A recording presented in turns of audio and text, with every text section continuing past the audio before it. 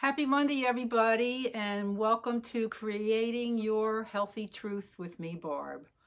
I'm happy to be here today. I missed you guys last week. It turned out that my partner and I both tested positive for the COVID virus. And I had a bit of a sty in my eye to boot, so I looked like a little cyclops there. So from being tired and everything, I passed on it last week. Sorry about that, but I'm happy to be here today. We're coming out the other side of this now, which is a really good thing. I was just outside with a neighbor, so my transition glasses are still transitioning. So ordinarily I wouldn't be sitting here talking to you with sunglasses on. Anyway, so I'm happy to be here, and I hope that you are all doing well out there. I know we're getting some conflicting messages.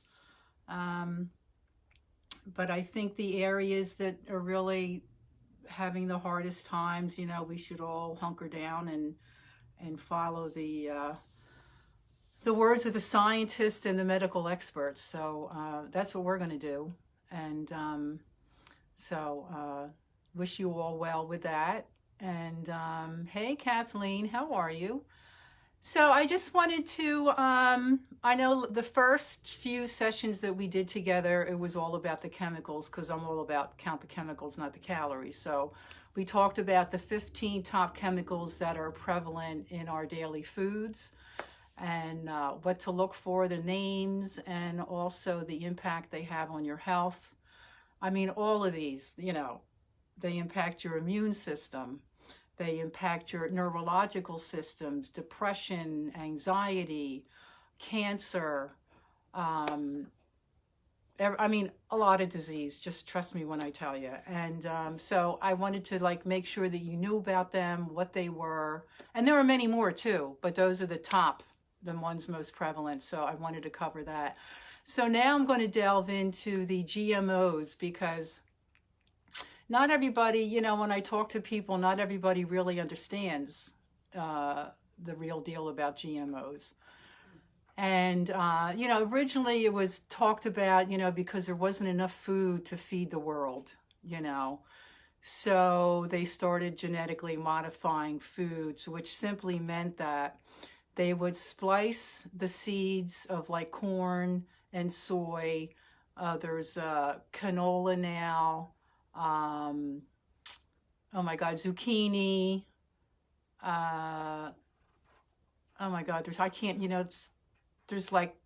15 at least that I know of.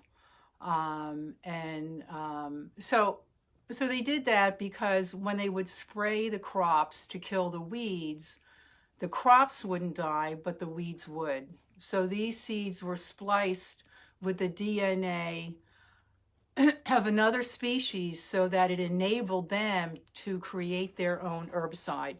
Okay? Hey, Joanne.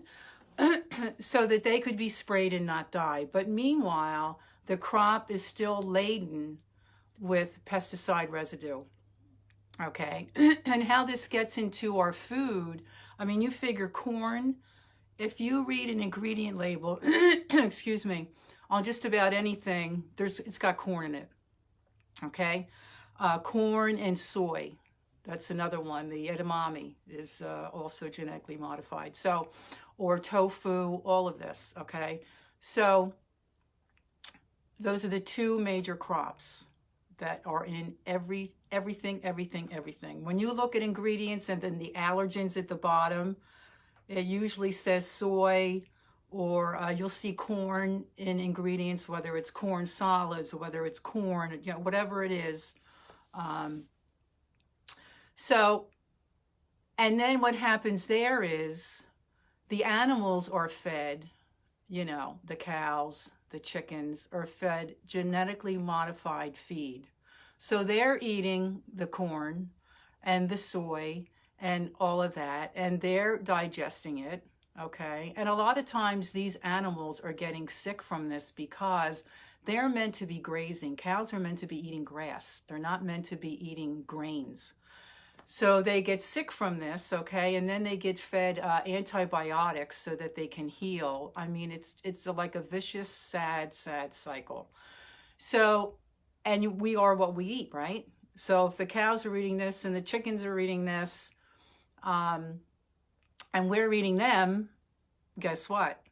That's what happens. So there's hormones going in there, there's pesticides, okay, and antibiotics. And if you look on the package of chickens, I mean, sometimes it says cage free, but they could still be crowded into a barn. They're not in a cage, but they're all crowded into a barn, you know, and they get away with putting cage 3 on the outside of the package. But you'll see where it says vegetarian fed and no antibiotics ever.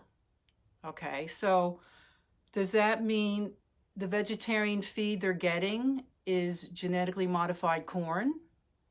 I mean, it doesn't say on the outside of the package non-GMO verified, you know? So it's like just playing with words and playing with us. Hey, Paul, how are you? Hey, Diane. So you really need to, there's a book. I was looking for my book. I have so many books in this house and they're all over the place. There's a book by Jeffrey Smith called Seeds of Deception. And it was the first ever book I ever read on genetically modified foods. And it was like, it was written in a way that I could get it. I mean, they covered everything, how it's impacting people's lives, their health. I think in India, over 200 farmers had committed suicide. I know it sounds insane, right? But they committed suicide because they had put all their money, everything they had, into Monsanto and growing these crops because that was going to be how they were going to make their money. Okay, and what happened was the glyphosate that was being sprayed on these crops was going into their water. People were dying. I mean, towns were vacated, not necessarily in India, but in other parts of the country here, because of the decimation that was going on as a result of these crops.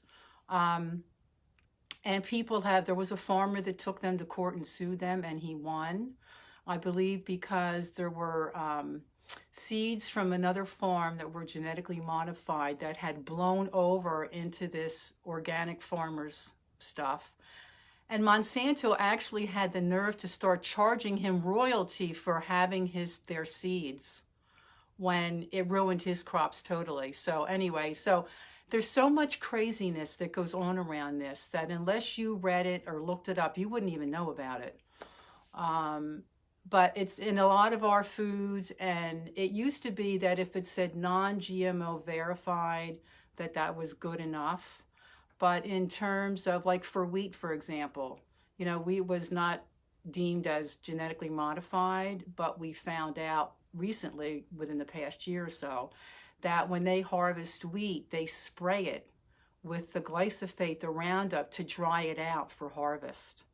So the word on wheat, unless it says organic, don't eat it.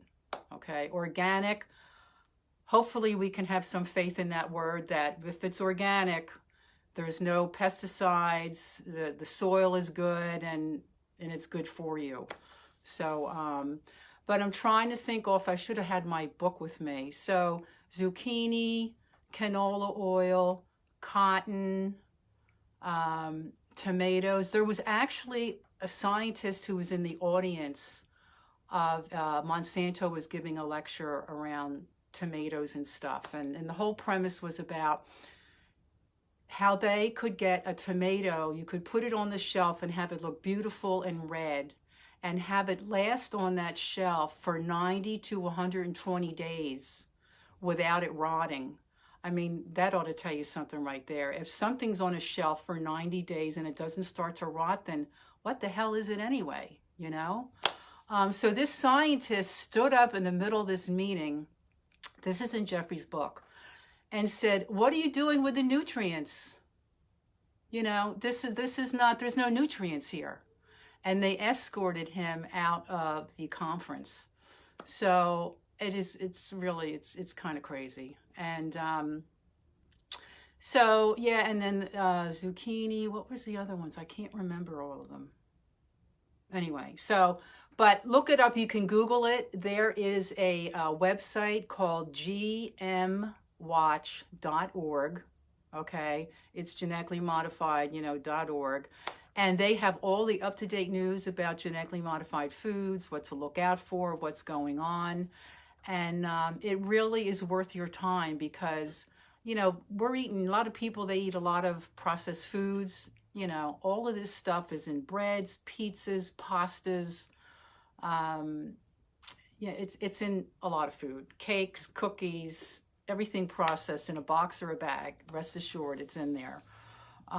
So it would behoove you to really read up and see what's going on.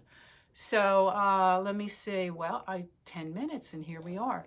So, and also I just wanted to just speak a little bit about, I know we've all been pent up in our homes, right? Nobody's going anywhere.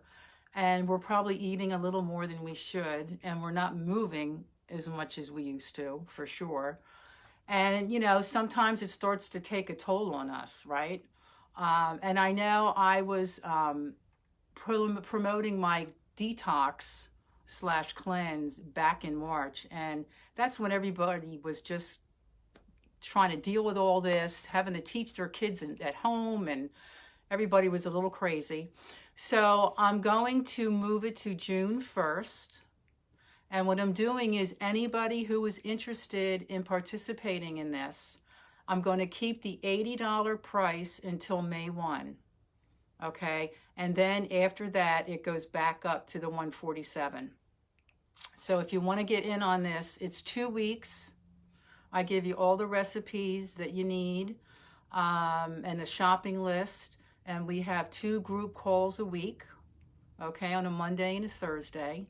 Answer any questions you have. I do a little teaching in that. We test your pH and we educate you a little bit about your poop, because your poop tells you a lot about what's going on in your gut.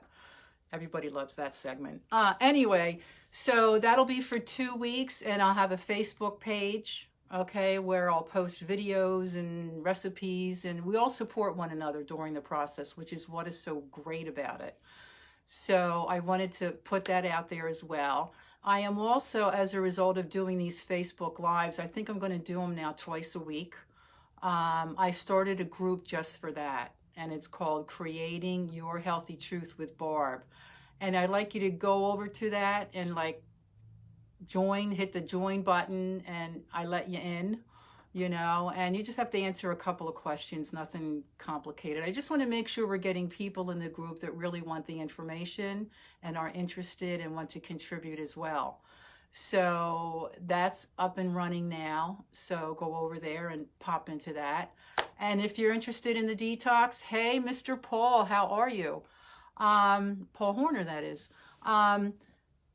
So if you're interested in either or if you're interested in the detox, sign up by May 1, get the $80 benefit for that, and then I'll be in touch with you. So that's about it. Next week, I'm not sure what I'm going to do. There's so much that we could talk about, actually. And also another good resource is the EWG.org, Environmental Working Group. I was just thinking about glyphosate and strawberries and all this other stuff. They're the highest sprayed fruit or food on the planet with this glyphosate. So if you buy strawberries, they got to be organic. Absolutely. Spinach is number 2. That's the second one highest sprayed with glyphosate.